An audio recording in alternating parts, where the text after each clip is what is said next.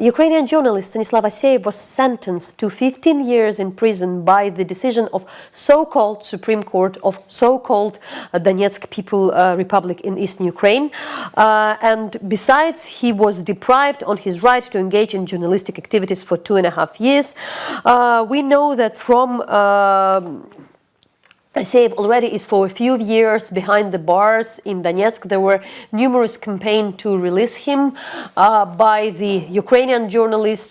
Stanislav Aseev used to work under the Saido for the Radio Free Liberty and as well Ukrainian weekly Дзеркало Тижня. Yet, unfortunately, the journalistic organization didn't really succeed to help in his freedom. So we want to draw more attention to the case. Having this horrible decision of the so-called court.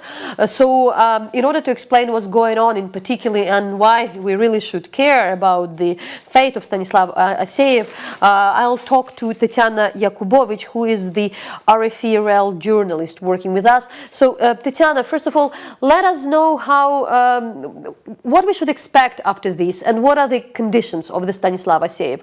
What can still the international community and maybe international journalistic organization to do to free the person?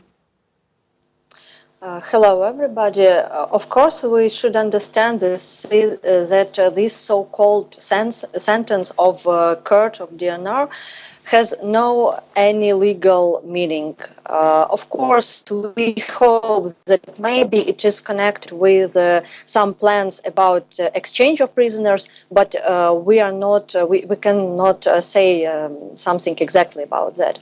The main problem is that we have no any channels of communication with Stas for more than 2 years. After his detention, he was detained in May 2017, and now we know it exactly because in this decision of so-called court of DNR, this date is the 10th of May 2017. Now we see fantastic international reaction, Ukrainian international reaction on this. And it is good because if you remember, some years ago, nobody knew who Aseev was. And now we have statements from United States Embassy, European Federation of Journalists, Human Rights Mission of United Nations Organization, and other organizations. And we understand that it is not story about law. It is only the only way to help is international public pressure. And I hope that this pressure will continue, and it would be better, of course, if other governments, European governments, made some statements about that and connect sanctions with all Ukrainian prisoners, and especially Stanislav Aseev and other journalist Oleg Galazyuk. He also worked for Radio Liberty, and he is imprisoned for 2 years now. So, and Tetiana, also, can you say what we still know about the condition of Stanislav Aseev, his health conditions, the conditions he is kept? What we understood, he was in the very beginning kept in this quite a notorious place called Izolyatsiya, where there was very, very poor facilities. So, what do we know? And, what help is still could be done? We know that Aseev was held in several prisons in non-controlled territory of Donetsk region. First is prison of so-called MGB. It is something like security service of Russian-controlled DNR military group. Second is a very bad place. It is prison isolation that you mentioned. And why bad? Because many ex-prisoners tell about terrible conditions there. What is isolation? It is before the war, it was first factory and then Museum of Modern Art. And now it is prison there. Then Stas was held also in the remand prison, and maybe he is there now.